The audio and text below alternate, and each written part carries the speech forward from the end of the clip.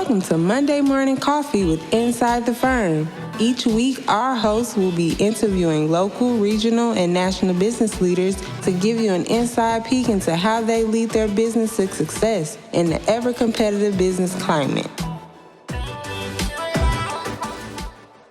Welcome to Monday Morning Coffee with Inside the Firm. Today I have a very special guest. Morgan Chawaga is an evidence-based career coach and founder of The Healthy Architect. With over a decade of experience in architecture, Morgan's personal battle with burnout inspired her mission to help architects create healthier career paths. Her program focuses on 4 key pillars: mental, emotional, time, and financial health. By challenging outdated industry mindsets, Morgan empowers architects to prioritize well-being while achieving sustainable success. Through her coaching, architects worldwide have learned to reduce stress, prevent burnout, negotiate better raises, and thrive in their careers. Morgan, I'm so excited to have you on the show. Welcome. Lance, thank you so much for giving me this platform, and thank you for inviting me on to this podcast. I'm happy to be here. Yeah, you just I found you on LinkedIn because I'm kind of a LinkedIn junkie. I post things on there, but I follow a lot of people and interact, and you came up in my circle. So everything you were saying in your posts and people you were mingling with the Entree Architect community, I was like, I got to have Morgan on. But I always ask everybody this first question, and that is before we get into like what you do now, tell us how you got here. You know, are you from a family of entrepreneurs? Are you the first? Where's that spirit come from? I'm the first. I'm formally the first. That's what I should say. My father is an entrepreneur at heart. I was always, as a child, coming up with all these business ideas. And finally, I hit an age in my 30s, a ripe old age of 34. And I said, okay, if I don't do it now, then I'm not ever going to do it. So finally, at the age of 34, I stepped into my zone of genius. Yeah, I love that. Was there, when you stepped into that, prior to that step, was there a moment in your career that you can point to that was like pivotal for founding The Healthy Architect? I mean, was there just that one kind of like, this is it, I'm done, I'm burnt out, and I need to make a pivot and I want to make a change? Yeah, and it might not be what you think. So I have been a healthy architect in some capacity throughout my entire career. The pivotal moment for me was having my first daughter. I have 2 daughters. I have a 4-year-old Lily and a 2-year-old named Violet. And whenever I had my first daughter, Lily, it was then that I thought, wow, somebody else is looking up to me. And my decisions aren't just impacting my life, they're impacting the females after me. And that's really when I had a bigger perspective of the world, not only in my career, but also just in general in my personal life as well. And that was the moment that I realized I had to take action. I couldn't just continue dreaming of stepping into my zone of genius. I actually had to do it.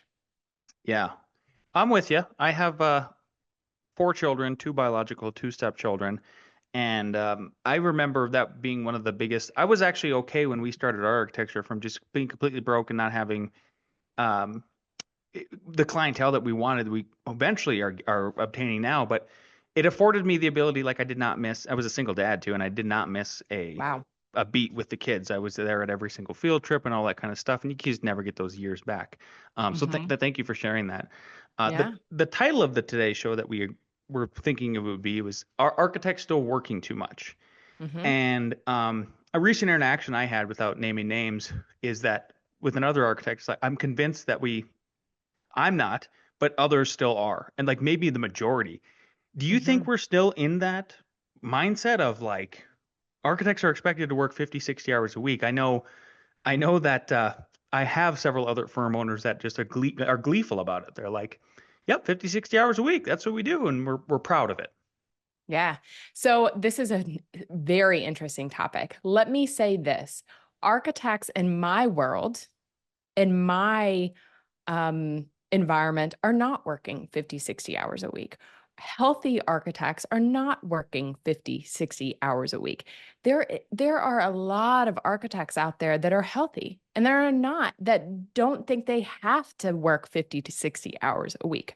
I truly believe from the bottom of my heart that the architects of the future are healthy and are not working 50, 60 hours a week. That is an old mindset and it's a mindset that that's not going to continue, right? If you have the mindset, and if you're an architect that has the mindset that we have to work 50, 60, 70 hours a week, and you wear that as a badge of honor, I truly believe that you will not exist in 5 to 10 years. And that architecture firm is not going to exist in 5 to 10 years because it is no longer a badge of honor. It's an old school way of thinking. It's an old school mindset that will not continue into the future. It cannot continue into the future. When do you think we started to see that cultural shift happen? Do you think it was like early 2000s, 2010s? Is it even prior to that where we started to maybe it became sort of taboo? I mean, where it's not this badge of honor anymore. Yeah. Well, that's a great question. I think for some, it still is a badge of honor. Yeah. Absolutely. I'm not saying it's not there. It is there in some architecture firms. It is ingrained deeply in some architects, but in others, it's not. What I'm seeing right now, trend-wise, is that other countries are leading the way in the architecture industry, meaning that they're pivoting towards a healthier lifestyle and more work-life balance within the architecture industry. So Australia is a big one of those. The UK is a big one of those. I think the United States is lagging behind in the architecture profession in regards to work-life balance and working less and living more. I do think within the next 5 or 10 years, we're going to see that big pivot. You asked me originally, when did I think that shift occurred? I think it's occurring now. Do you think it's a generational thing? I mean, is it because the baby boomers are literally dying out and now Gen X, like me, I'm Gen X, and then my staff is millennial and Gen Z, and we've sort of set that tone from the get-go that the only people that should be working more than 40 hours a week are me and Al, the owners. Yeah, I certainly think that is one component of it. Absolutely. Mm-hmm. Okay. You mentioned a word too there, and I wanted to focus in on that, and I can't help it because I do a lot of guesting on podcasts too, and it's balance. I've actually been trying to put it in the ether of maybe we should even start shifting the language to it should be work-life harmony. So I'll tell you a quick story about that, and this is where it comes from. This summer, so the last about 18 months, I've done more guesting on shows than I ever have in my whole life. That's not a brag. I'm just saying, like, great. No. Then, yeah. And then what I'm trying to do with that is like put things like this in the ether, and maybe it starts to pick up steam and everything. So this summer, so this summer, my girlfriend, who's an architect, jumping back, she's going to jump back into the career. She took a couple years break and was teaching a couple different universities, stuff like that. We taught together. And I would tell her about my day in like the summertime. And she'd be like, well, how was your day? And I go, well, I did staff meetings in the morning. And then I live right 24 feet away in our development here. So we have a commercial condo, and then I have my own separate residential condo, physically separate. And I go, yeah. And then I went over to the condo and jumped on my mountain bike and went and visited the gardens for an hour and got my produce for the day, and then came back and then went back to work. And then I did work for a while, went and ate lunch, jumped on my bike, went and visited another job site because I'm a general contractor too, checked on the gardens again. It was stuff like that, right? And she was like, it seems like you have really good harmony. And she goes, and I go, yeah. And you know what? That word's been coming up a lot more when I'm talking with people about work-life balance. And I'm kind of sold on harmony more than that, because I feel like balance, you start to weigh one versus the other, like it's a trade-off. What do you think about that thought? Yeah. Well, it's certainly interesting. It makes me wonder, or makes me question, if it's harmony for some and balance for others. So for me, as a mother of 2 young children, I definitely would say it's more harmonious, right? Because there's the checking in on my children while also working in my career. It's the juggling of those things simultaneously, right? So that is more harmonious. Whereas in a younger stage in life, and perhaps maybe even in an older stage of life, maybe it's back to the balance instead. Because I remember a time where I was extremely happy, extremely fulfilled in the architecture industry. And I was clocking in at 8 a.m. and working all day until 6 p.m. and then clocking out and going back home. Now, that was prior to COVID. But that was more of a balancing act, I would say, and less harmonious, but I was still fulfilled. I love that take. Thank you. I mean, that seems like a very, going too far, too left, too up, too down. You get out of balance again, right? But like yours is sort Hmm. of this, great. There's actually benefits in both, and maybe it changes as you age in Yeah. that kind of a way.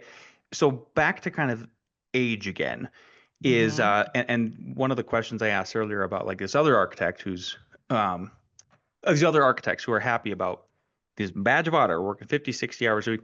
What if one of those architecture, what if one of those principals from one of those other firms, one of those owners, what if he or she is convinced that the only way to jumpstart a career in architecture, or one of the ways to do it for sure, right out of school, is that they require or they suggest to their staff that like, yeah, you better be working 50 to 60 hours a week.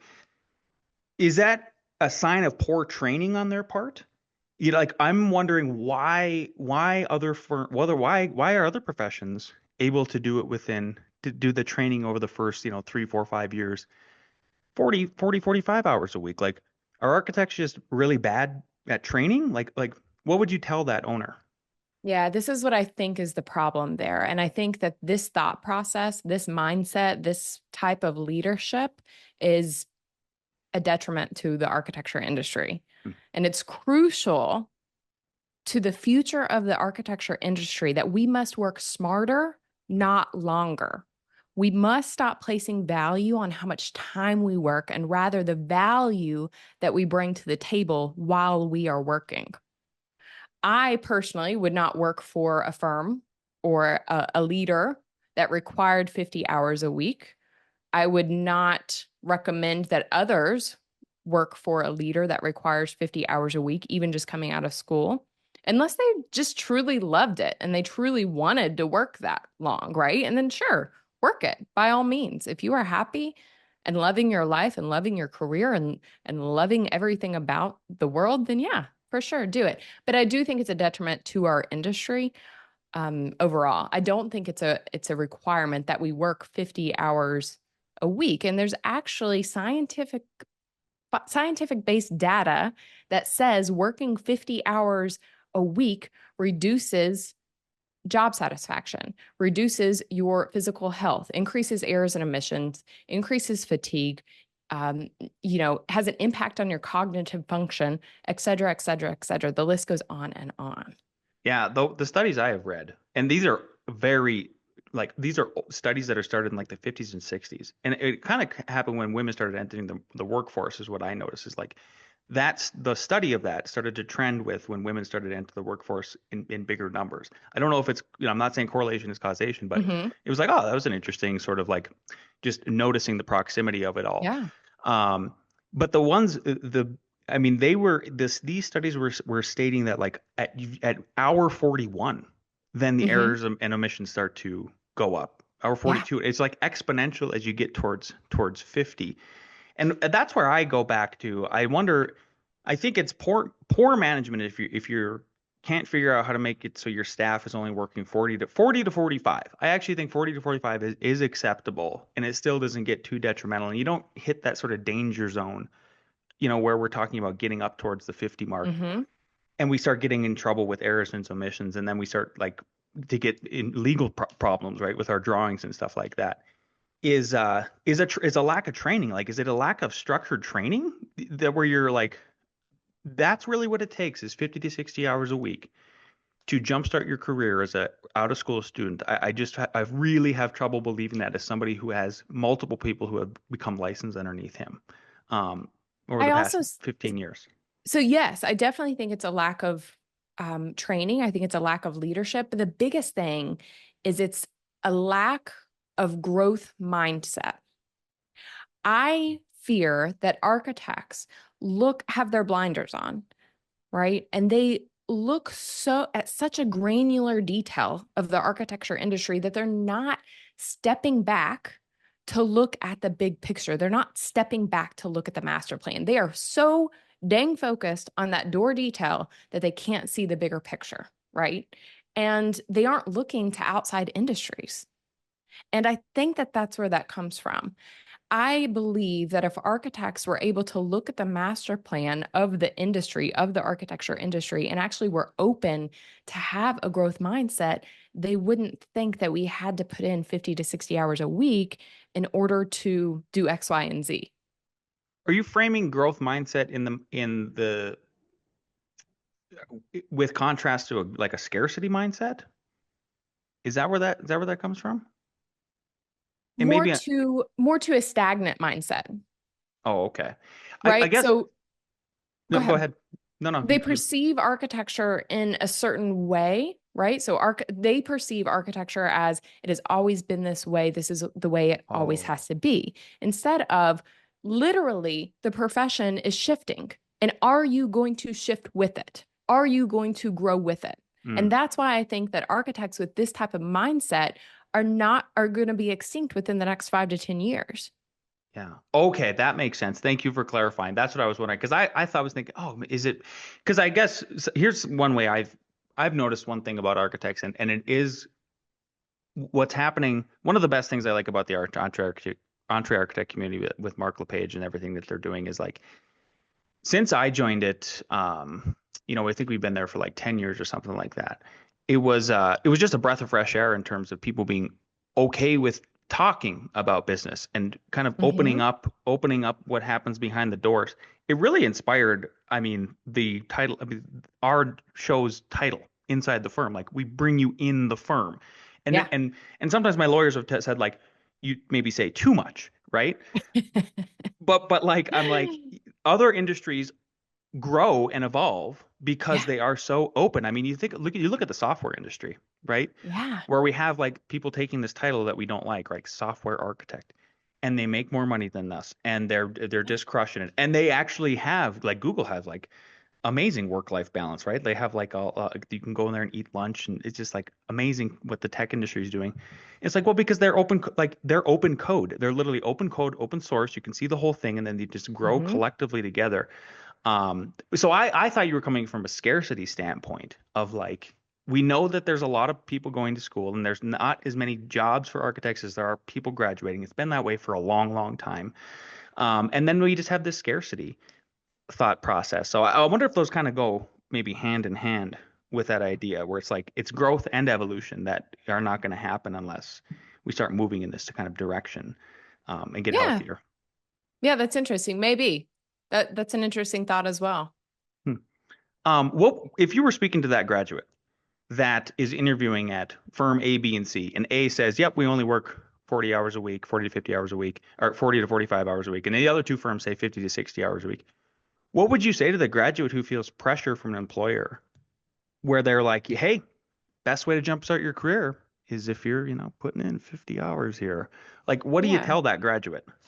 Well, I don't think you can base a decision on the future of your career based on how many hours you're going to put in, right? So I would and I always do take a holistic approach, right? So I would say let's look at the firms, let's look at the size of the firms, let's look at what they're doing, let's look at their culture, let's look at if it's hybrid or not, let's look at the location of it. So I would take a holistic approach really.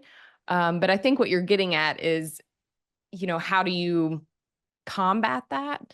Yeah. And if it is not if it does not align with your values or maybe your chapter in life to work more than 45 hours a week, more than 40 hours a week, then that's perfectly fine. Then maybe you don't align with that architecture firm. And in my opinion, based on what I'm seeing with my clients, there are plenty of other architecture firms, and you will find one where your values align. That's the biggest misconception, at least working with my architecture clients, Hmm. is, well, there's not another architecture firm in my city, or there's not another architecture firm that specializes in XYZ, or that works, all architecture firms work 50 to 60 hours a week. That is not true. That's Hmm. because your network maybe is this small and your zone of vision is this small. But I promise you, and I'm for all of the podcast viewers that don't see this visually, I'm saying very small. I promise you that if you open your eyes up, there are other architecture firms. If you open up your network, if you open up your vision, that there are architecture firms out there where your values will align. You just have to find them. Yeah. And it's important that you ask that question. I mean, that's when I was taking students on tours to other firms, or even I have a couple students coming in January.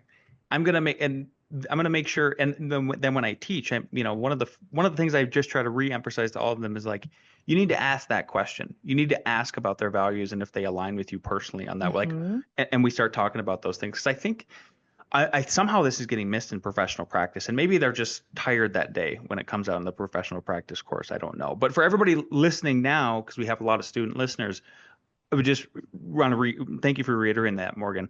Let's move into your 4 pillars. So you focus on mental health, emotional health, time health.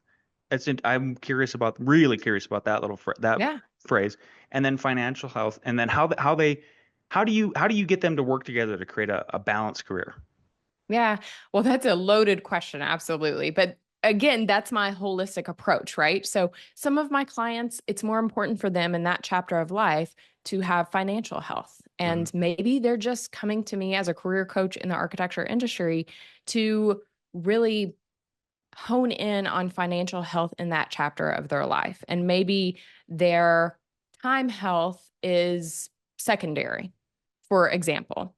Or maybe they come to me and they say, Morgan, time health is really important to me. I want to work 30 hours a week.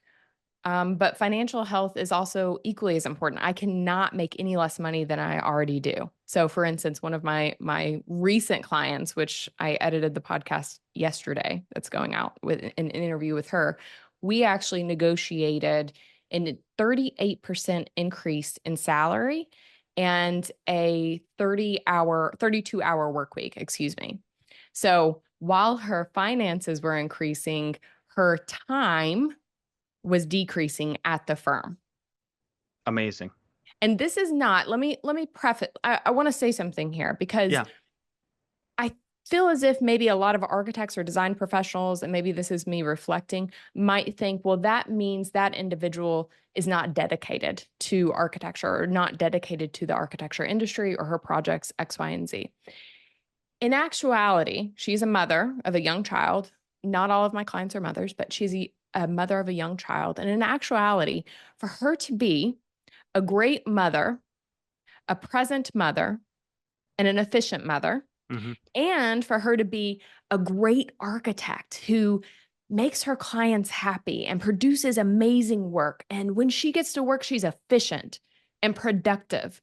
She needed to decrease her hours at work. And that is okay. It's okay to decrease your hours for you to be a better mother, be a better spouse, and to be a better architect. So when she was coming to work, she was more efficient, more productive, making less errors and omissions, and her clients and her boss was happier with her work. It I was waiting for the word focus to come out. I feel like she just is maybe more focused in those 32 hours than the 42. Is it Absolutely. okay? Absolutely. 100%. Yes. What, who taught you about, did you make this whole thing up? And I don't mean that in a bad way. I mean it in like, I'm always curious. I'm like, maybe Morgan did. Maybe Morgan was just, maybe she read a bunch of books and then I think what you're doing is fantastic, by the way. Yeah. I mean, we're very much aligned here with, that's why we're happy. That's why I wanted to have Yeah. you on the show. Just to make sure I wasn't crazy. Me and Al aren't crazy running this firm. That's like, no, we're very serious about the 40 hours a week with everybody. Go Yeah. play in the mountains type of thing. No. Yeah. I mean, did you have a business coach? No, I love that you're aligned with me, but I also love talking to people that are not aligned with me as well. I do now have a business coach, yes, but what I've learned is that I have taken what I was implementing in my past. So, for instance, when I was working in the traditional architectural role in my past, I was negotiating salaries. I was negotiating maternity leaves. Yeah. I was negotiating my time 24/7. That was just part of who I was. Mm-hmm. And I got to the point in my career where I was looking around, seeing all of these other architects not doing the same thing and not benefiting like I was, and not having work-life balance and not having a life outside of architecture. And I thought, oh, wow, this is my zone of genius. I can help other architects learn how to negotiate, learn how to create financial freedom, learn how to balance, learn how to set goals and achieve those goals.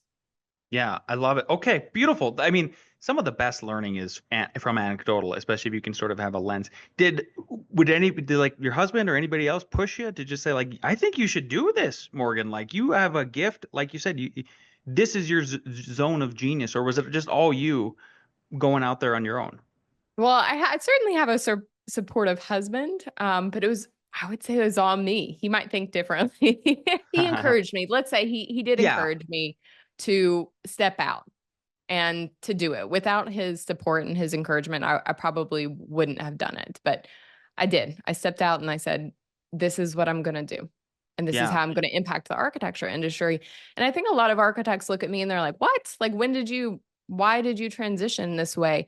And it's truly because, yes, throughout my career, I was impacting other individuals, other architects within the architecture industry. I was teaching them how to negotiate. I was teaching them how to, create financial freedom and time freedom. But it was only a handful that I was working with. mm, Now, the world is my oyster. I'm working with architects all over the United States.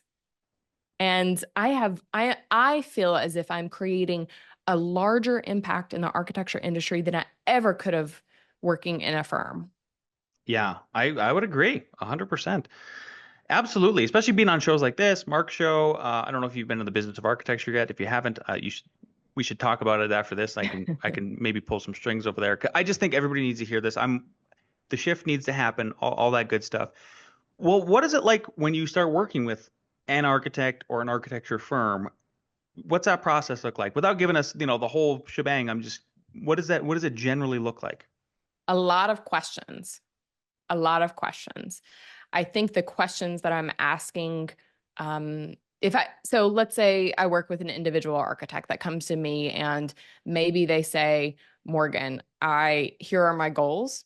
And they usually spout out professional goals. And I say, well, what are your personal goals? Right. Because I believe those go hand in hand. So right now I'm working with an architect that, yes, she wants to receive a salary increase. Yes, she wants to get on stage and speak about architecture within the next year, but also she wants to run a marathon. So, Mm, we create the master plan, right? We put it on the schedule and we create the roadmap on how she's going to get there. I love that. I love that. So is it? Let's say you stepped into a firm of 40. Like, have you went that far where you're working with a whole firm of 40 and it's kind of a big workshop sort of thing? And are you still meeting with people individually? Yeah, so architecture firms, the largest firm I've worked with solely would be probably 48 individuals. And those weren't all architects, they're design professionals, some Hmm. licensed, some unlicensed, some project managers, et cetera, et cetera. And I do workshops with firms as well. So I do a stress management workshop, I do a burnout prevention workshop with firms. I've done a lot of those workshops with the AIA as well. Yeah, yeah. Could you share just maybe one story about maybe without naming names, one of the most impactful changes you think that you've had with an architect working with you?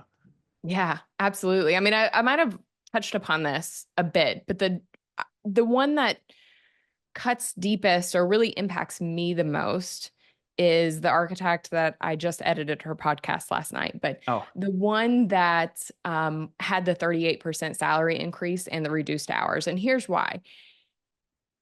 It's not, I mean, it is about the money, but it's not about the money, right? So she is mm, bringing more money to her family.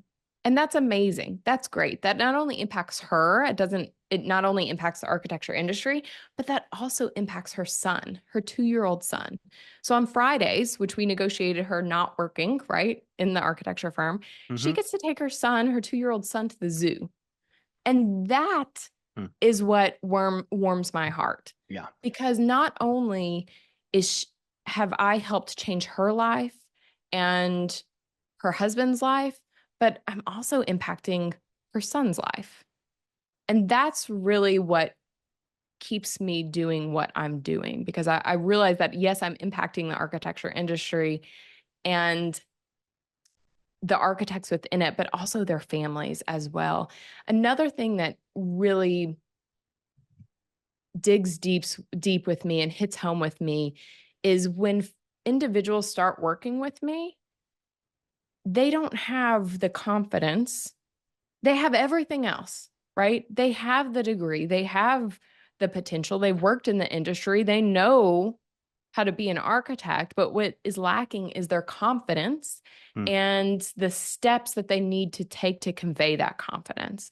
And so typically, actually in every case that I've worked with architects, at the end of our sessions together, they might not know this, but they are beaming with confidence. They are glowing because they know exactly how to step into that room and negotiate what they want, or how to set boundaries and stop people pleasing and have that confidence. And I know what they learn with me, they're going to take into the rest of their career and the rest of their life. Yeah. Yeah. Beautiful. We're running up on the half hour, Morgan. I should probably Already? well, Already? once you publish your book, I know there's got to be one at least in your brain that you're thinking about doing. We should have you back on. I'm teasing. But this, yes, it's already been a half hour. So there's two questions I ask every guest, and I hope this is very impactful for people and that they'll reach out to you. First question is, knowing what you know now, and if you could go back in time to when you first started everything you're doing with the Healthy Architect, what is one piece of advice you give your former self? That's a great question. Just do it. Just do it through all of the emotions. A lot of times emotions are what stops us, or emotions are what slow us down. And I would just say, just do it. Just do it. That's it. And fail as many times as you can. I love it. I love it. I love it so much. Morgan, if people have liked what they've heard today, they're interested in potentially negotiating those killer raises like you're talking, that you've mentioned, and reducing hours and just living a healthier life as an architect or any kind of designer maybe you're working with at this point. Engineers, I assume, are doing the same sort of thing. Where can people follow you, get in touch about your services? Yes, www.thehealthyarchitect.org is my website. On Instagram, I am The Healthy Architect. On Facebook, you can find me at Morgan Chawaga. I also have a Facebook group called The Healthy Architects if you'd like to join that as well. Beautiful. Reach out to me. I'm here. I'm your resource. And let's knock goals out of the park. Let's do it. Let's become healthier architects. I agree. Yes. I think we can all be better every single day. Again, thanks so much for your time, Morgan. We appreciate you being on the show today. Thanks, Lance. You're amazing.